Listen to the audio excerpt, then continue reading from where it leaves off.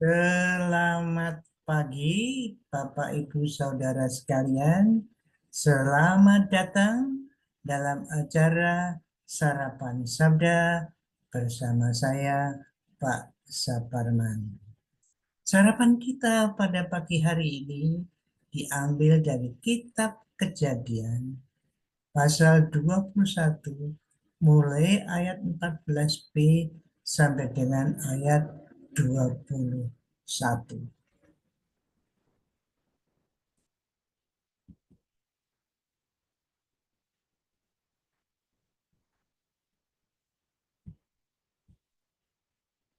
Demikian firman Tuhan.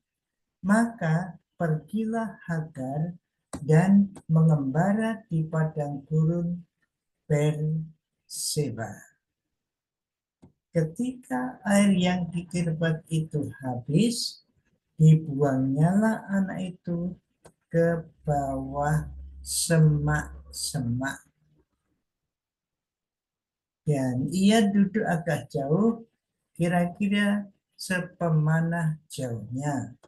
Sebab katanya, tidak tahan aku melihat anak itu mati. Sedang ia duduk di situ, menangislah ia dengan suara nyaring. Allah mendengar suara anak itu. Lalu malaikat Allah berseru dari langit kepada Hagar. Katanya kepadanya, apakah yang engkau susahkan, Hagar? Jangan takut, sebab Allah telah mendengar suara anak itu dari tempat ia berbaring. Bangunlah, angkatlah anak itu, dan bimbinglah dia, sebab aku akan membuat dia menjadi bangsa yang besar. Lalu Allah membuka mata Hagar, sehingga ia melihat sebuah sumur. Ia pergi mengisi kirbatnya dengan air, kemudian diberinya anak itu minum. Allah menyertai anak itu, sehingga ia bertambah besar. Ia menetap di padang gurun dan menjadi seorang pemanah. Maka tinggallah ia di padang gurun Paran, dan ibunya mengambil seorang istri baginya dari tanah Mesir. Bapak, Ibu, Saudara sekalian yang dikasih Tuhan, kisah ini kisah Hagar dan Ismail yang dipisahkan dari Sarah dan Ishak karena mereka tidak memiliki hak waris di keluarga Abraham.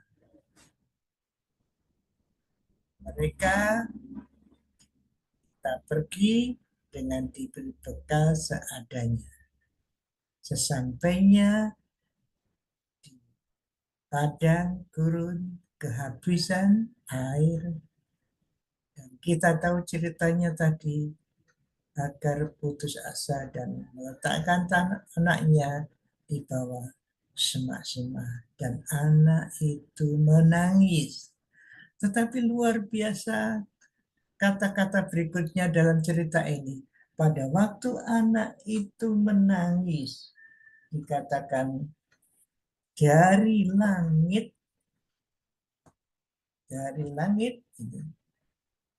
Allah mendengar suara anak itu, lalu malaikat berseru dari langit kepada Hagar.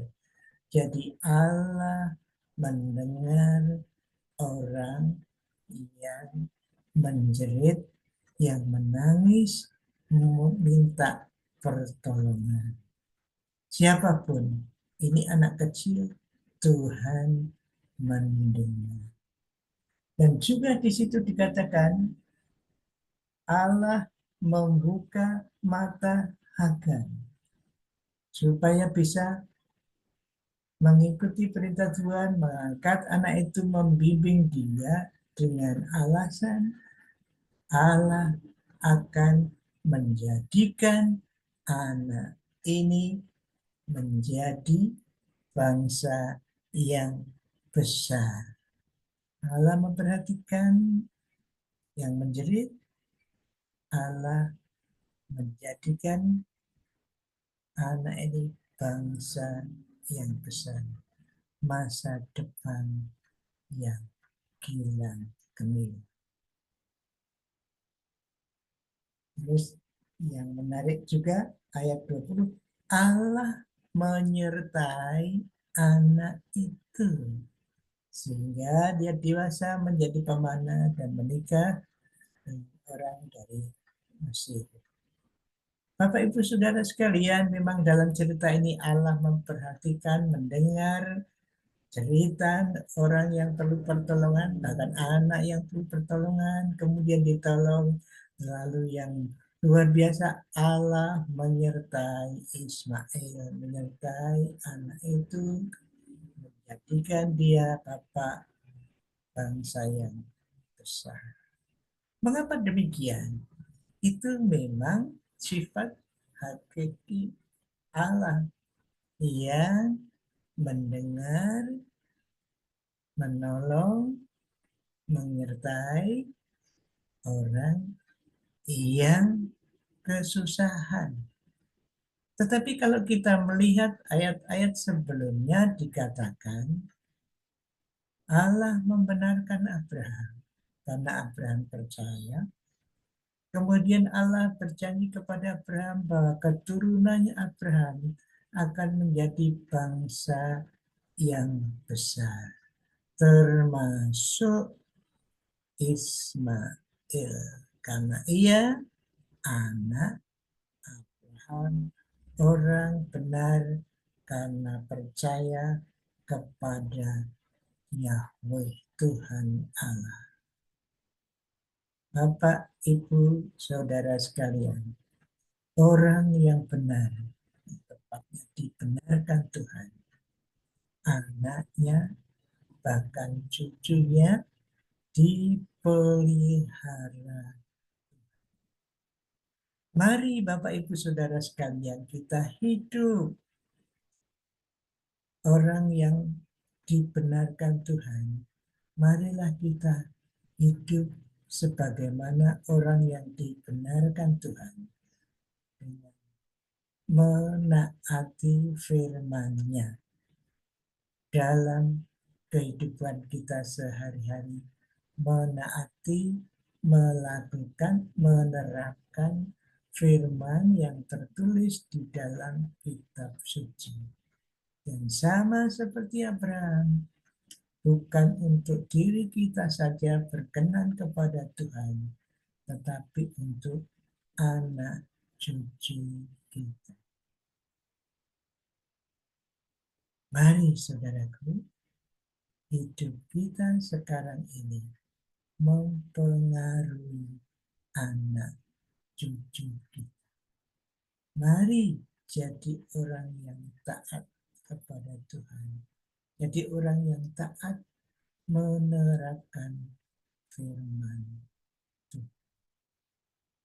Mari mohon kepada Tuhan supaya kita bisa melakukan firman-Nya. Bapa di dalam surga, kami rindu kami bisa menjadi orang yang setia, orang yang taat kepada-Mu. Hingga anak cucu kami Tuhan pelihara. Oh Tuhan, terima kasih. Ampunilah kami kalau kami tidak menaati firman, kurang menaati firman. Biarlah hari ini kami melakukan apa yang Engkau inginkan di dalam kehidupan kami sehari-hari. Terima kasih Tuhan. Kami mohon pertolongan kekuatan ya Allah Roh Kudus untuk menerapkan firman. Dalam nama Tuhan Yesus kami berdoa. Amin. Selamat beraktivitas Bapak Ibu Saudara sekalian. Tuhan Yesus memberkati Bapak Ibu Saudara dan saya. Amin.